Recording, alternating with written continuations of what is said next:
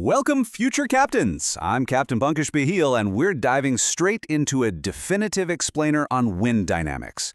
If you're gearing up for your DGCA exams, you are exactly where you need to be. We are going to absolutely conquer these heavy aerodynamic and meteorological concepts today, taking them from confusing textbook pages to crystal clear understanding. I want you to really let this sink in.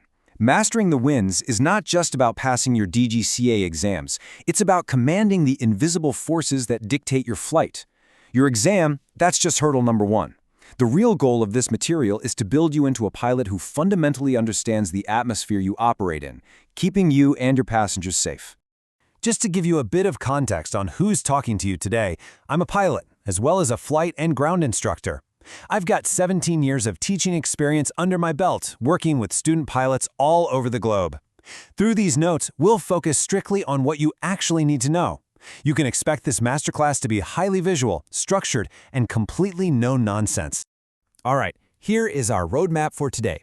First, a welcome to aviation meteorology, then wind velocity and measurement. After that, we'll tackle the geostrophic wind balance, gradient winds and surface friction, coastal and local wind dynamics, and finally, mountain aerodynamics and Föhn winds. We've got a lot of ground to cover. Welcome to aviation meteorology. Throughout this explainer, you're going to see these highly interactive, color-coded notes. I've designed these specifically to help you visualize and actually retain these critical DGCA concepts without skipping a single thing. And yeah, you'll notice my name watermarked on each frame. Got to protect the hard work, right? But these are built purely to give you the absolute highest quality prep possible. Moving on to Section 2, Wind Velocity and Measurement.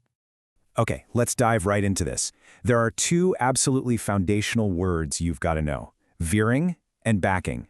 Veering is simply a clockwise shift in wind direction. Like if the wind shifts from 0-90 degrees over to 190 degrees, it's veering.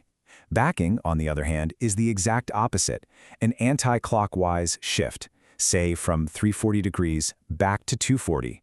Seriously, lock these definitions in right now because they are going to come up constantly. So, how do we actually measure this stuff on the ground? Pay close attention here because this is a massive focus for the DGCA exam. Your surface wind is measured by an anemometer and a wind vane, but there's a strict rule. They absolutely must be positioned exactly 33 feet, that's 10 meters, above ground level. Plus, they've got to be totally clear of any buildings. Why? To avoid any localized friction or turbulence that could feed bad data to a pilot on short final. You do not want surprises at 50 feet. When we look at the wind velocity spectrum, we've got to separate duration from scale. A gust is just a momentary spike, lasting mere seconds. A squall is a lot heavier. It's a sudden increase that lasts for minutes and covers a wider area, usually hanging around cumulonimbus clouds. But check out the threshold for a gale. This is your magic DGCA number. A gale means sustained winds exceeding 33 knots, or gusts breaking 42 knots. Etch those numbers into your brain.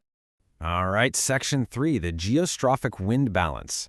I want you to imagine the atmosphere as this giant, incredibly complex machine. The engine driving it is the pressure gradient force, or PGF, which is always pulling air directly from high pressure to low pressure. But, you know, the Earth is spinning, and that introduces our deflector, the Coriolis force. Once you get up above the surface friction layer, usually above 2,000 feet, these two forces essentially pull a tug of war until they perfectly balance out.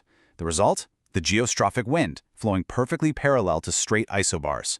Now, the direction of that deflection depends entirely on which half of the globe you're flying in. In the northern hemisphere, moving air deflects to the right. Southern hemisphere deflects to the left. This brings us to a real game changer, Ballot's law. It states that in the northern hemisphere, if you stand with your back to the wind, the low pressure is always going to be on your left. It is a fantastic, highly practical rule of thumb. Section 4, gradient winds and surface friction.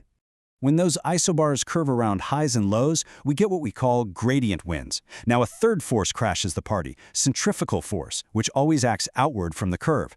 Because of how it aligns with the pressure gradient and Coriolis forces, we get this golden rule for your exams. The standard geostrophic wind scale will consistently overread for low-pressure systems, and it will underread for high-pressure systems.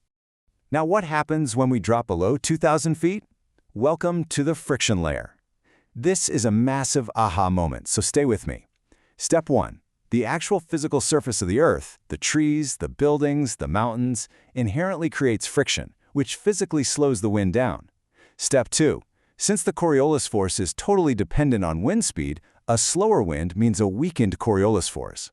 Step 3. The pressure gradient force hasn't changed at all, so it easily overpowers that weakened Coriolis force, dragging the wind across the isobars, pointing inwards toward the low pressure. Make sense? So here is the crucial takeaway you absolutely must have for the DGCA exam. In the Northern Hemisphere, surface winds will always back and decrease compared to the free-flowing winds up high. Over land, it backs by about 30 degrees, and the speed drops by roughly half. Out over the sea, where there's way less friction, it only backs about 10 degrees and keeps about 70% of its speed. Section 5. Coastal and Local Wind Dynamics. I've got a really practical question for you. If you've spent any time flying out of coastal airports, you've probably noticed this. Why do runway takeoff and approach directions often abruptly reverse right around dusk? Let's bridge the gap between textbook thermodynamics and your real-world piloting decisions. It basically all comes down to differential heating. During the day, the land heats up way faster than the ocean. That warm air over the land rises, creates a local low pressure, and the cool sea air rushes in to fill the gap. Boom, that's your sea breeze. But at night, the whole script flips. The land cools down super fast while the ocean holds on to its heat. So the air flows from the cold land out toward the warmer sea, creating a land breeze. That daily wind reversal is exactly why air traffic control has to spin the active runway around at dusk. Section 6. Mountain aerodynamics and foreign winds. Terrain does some truly crazy things to the wind. Take the funnel effect, for instance. When wind gets forced through a mountain valley, you get this brutal Venturi acceleration. The famous Mistral wind in France is a textbook example. Then you've got diurnal slope winds. By day, the sun heats the slopes, giving us a light, upward-flowing Anabatic wind. But at night, the ground cools, and this heavy, dense, freezing air slides down the slopes. Those are Katabatic winds. And listen, nocturnal Katabatic winds slipping off massive ice sheets, like in Greenland, can easily hit severe, hurricane-force speeds. It's literally just gravity and density doing their thing. Let's look at the fascinating math behind the Föhn wind. When moist air is forced up a mountain, it cools relatively slowly once the clouds form. That's the saturated adiabatic lapse rate. It dumps all its moisture as rain or snow right at the peak. Now that air is bone dry. As it barrels down the lee side of the mountain, it warms up incredibly fast at the dry adiabatic lapse rate. The end result? This dangerously warm, incredibly dry downslope wind that kicks up massive turbulence and acts like absolute gasoline for mountain fires.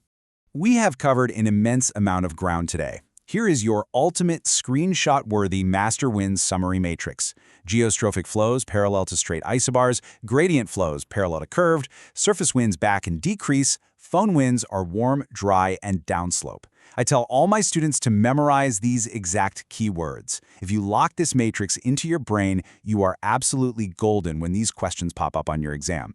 And that wraps up our masterclass. You now know the mechanics behind the engine and the deflectors. You understand the invisible forces pushing, pulling, and dragging your aircraft through the sky. Passing that DGCA exam proves you know the theory. But the real question is, how are you going to use this knowledge to fly safer and smarter when you're the one sitting in the left seat? Thank you so much for joining me for this explainer. Keep hitting the books, respect the winds, and fly safe out there.